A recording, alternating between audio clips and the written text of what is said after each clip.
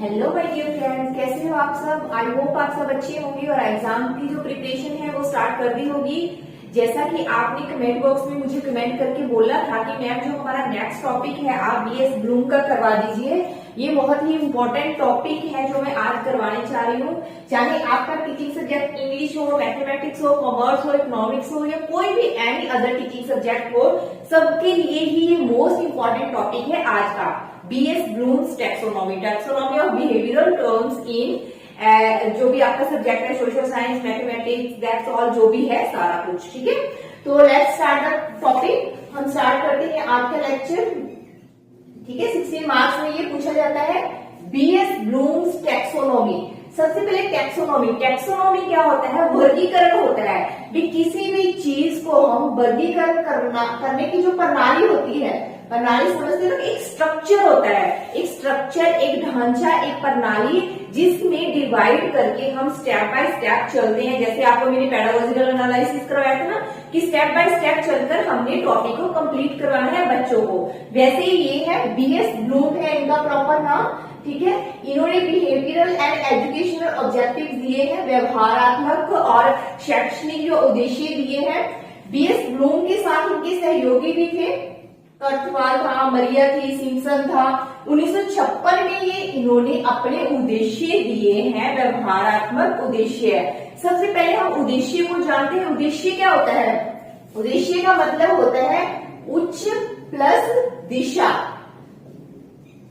एक टारगेट होता है हमारा, उसको अचीव करने के लिए जितना हम स्टेप बाय स्टेप चलते हैं उस उद्देश्य तक, उस टारगेट तक हम पहुंच जाते हैं। मान लो आप बीएड की डिग्री कर रहे हो तो आपका उद्देश्य क्या है कि बीएड की डिग्री करने के साथ साथ कोई भी एक ऐसी अच्छी जॉब हासिल करना, या गवर्नमेंट जॉब, या जो भी आपका एम होता है, उद्देश्य होता है। तो इसके लिए क्या है, आप सुबह जल्दी उठते हो, मेहनत करते हो, पहले बीएड की तैयारी करते हो, उसके बाद क्या है अपनी जो आपका कॉम्पिटिटिव एग्जाम है उसकी प्रिपरेशन करते हो, तब आप उस टारगेट को अचीव करते हो। तो वही क्या होता है हमारा उद्देश्य, ठीक है। मान लो खिलाड़ी है, प्लेयर है एक, उसका उद्देश्य क्या है कि जो 100 मीटर की दौड़ है उसमें सबसे आगे दौड़ना। तो क्या है, वो उतनी स्पीड से ही दौड़ेगा।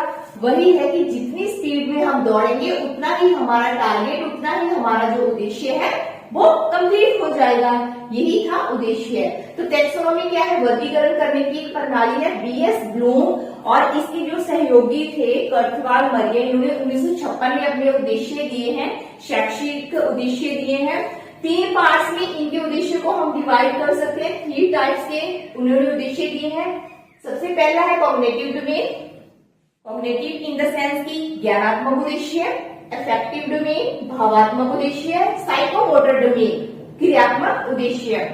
ज्ञानात्मक, जैसे कि हमें नाम से ही पता चलता है कि ज्ञानात्मक हमारे किससे संबंधित है? ज्ञान से संबंधित। हमें किसी चीज के बारे में कितना ज्ञान है, कितना लेना है, कितना ले सकते हैं, वही क्या है हमारे ज्ञानात्मक उद्देश्य है।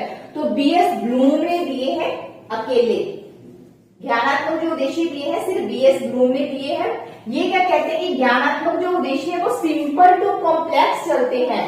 सबसे पहले हम सिंपल चीज गेन करते हैं, उसके बाद जो एक बच्चा है वो अपर स्टेज पर आता है। मान लो वो हम बच्चे को काउंटिंग सिखा रहे हैं, तो क्या है सबसे पहले काउंटिंग ही सिखाएंगे ना, जैसे 1 2 3 4।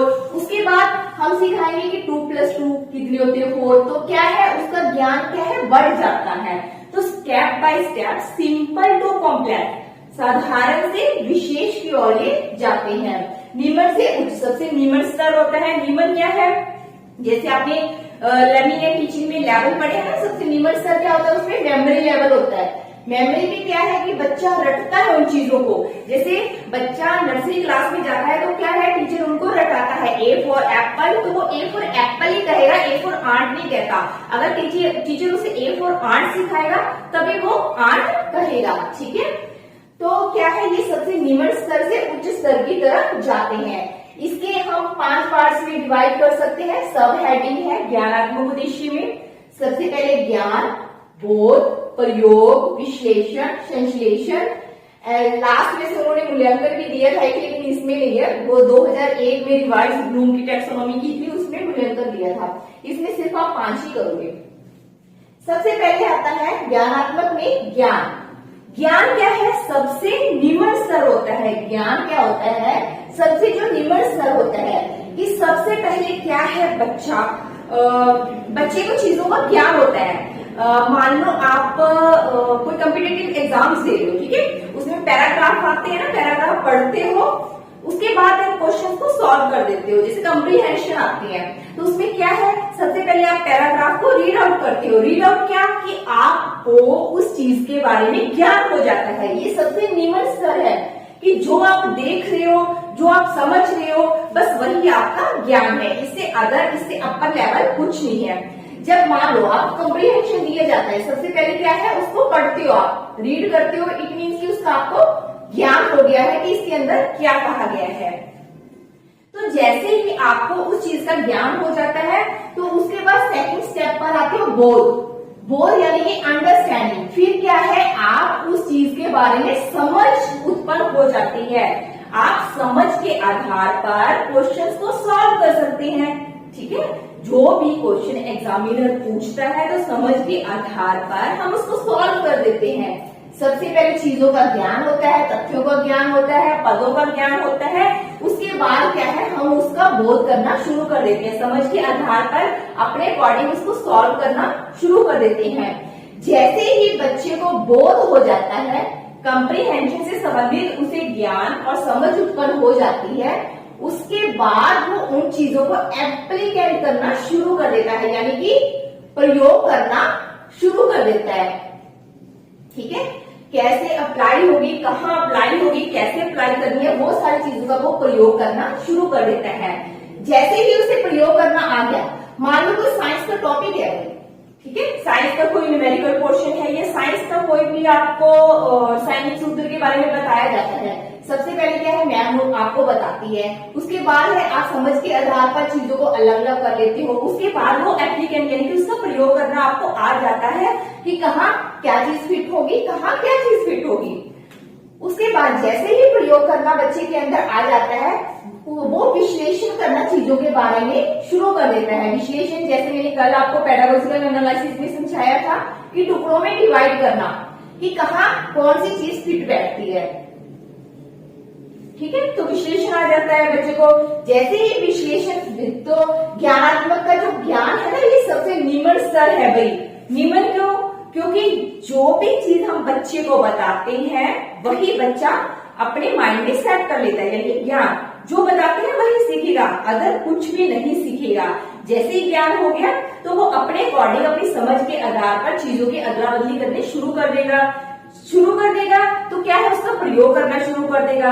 प्रयोग करना उससे आ गया तो वो तथ्यों को अलग करना शुरू कर देगा। कि सबसे पहले क्या है, सबसे पहले इंट्रो आएगी, देन मीनिंग आएगा, फिर डेफिनेशंस आएगी सॉरी फिर कैरेक्टरिस्टिक्स, ये जो भी।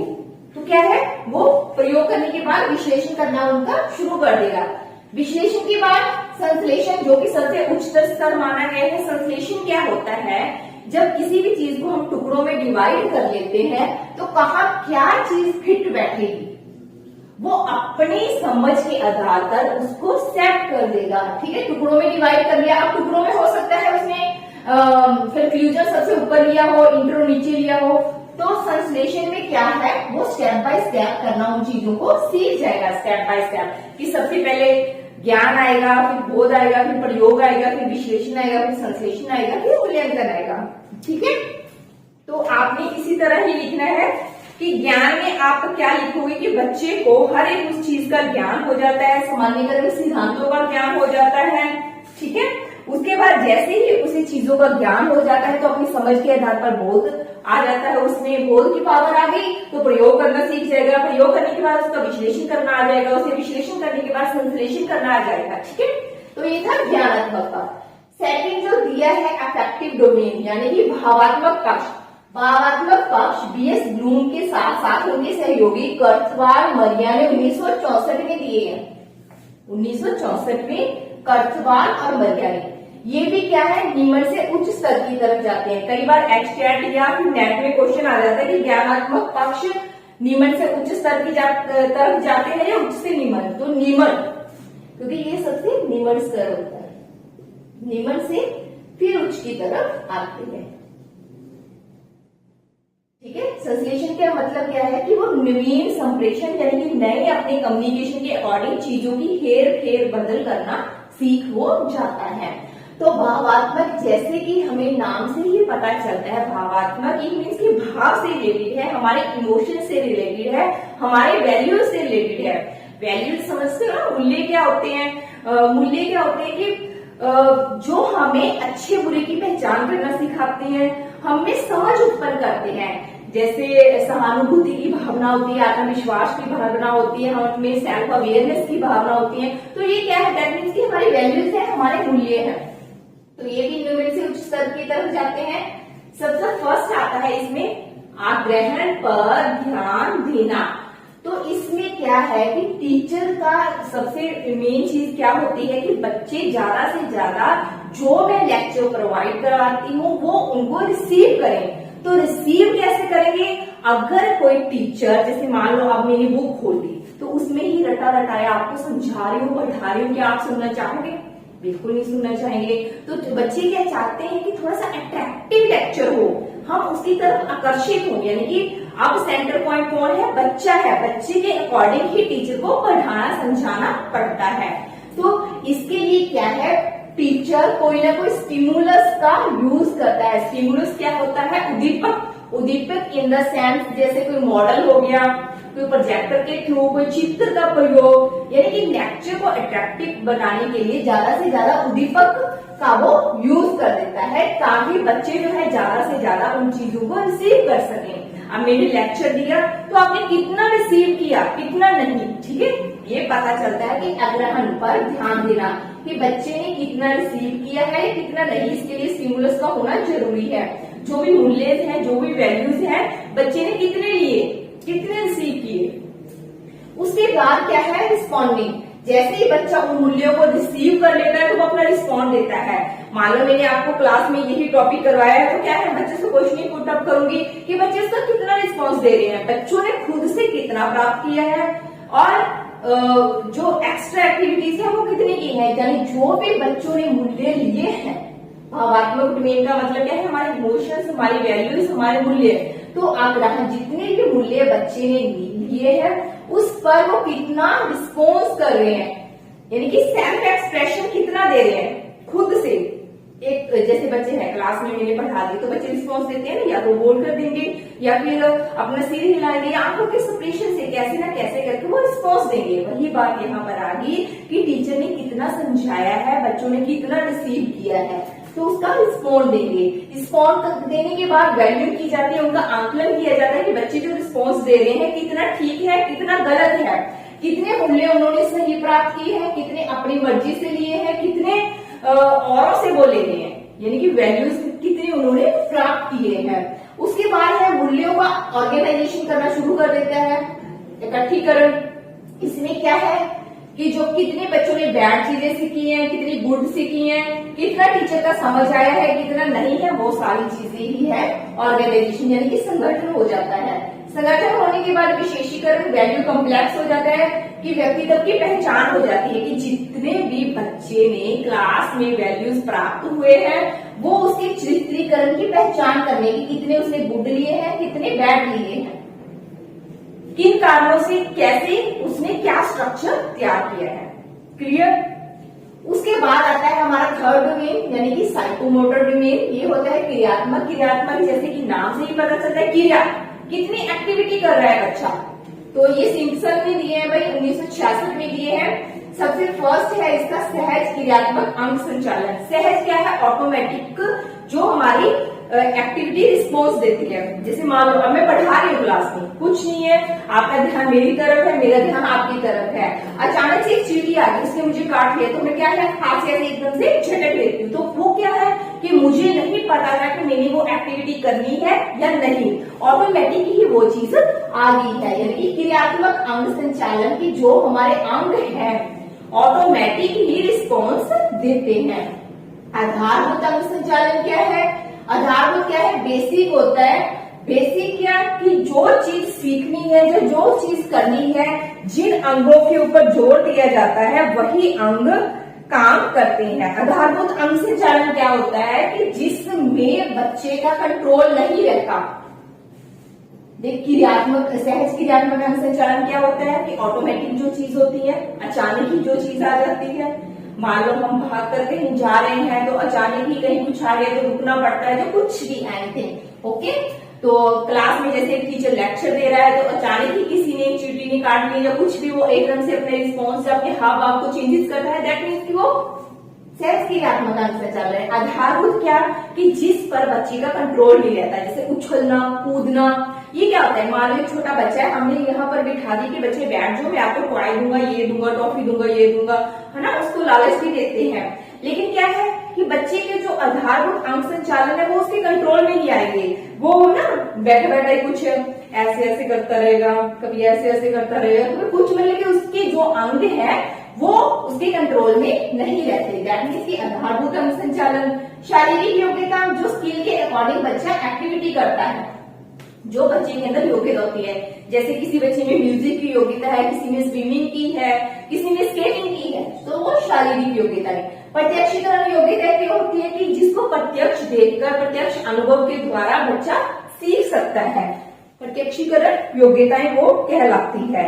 जैसे किसी चीज को छू कर देखना, है ना, किसी चीज को छू कर देखना, किसी को सूंघना, प्रत्यक्षीकरण।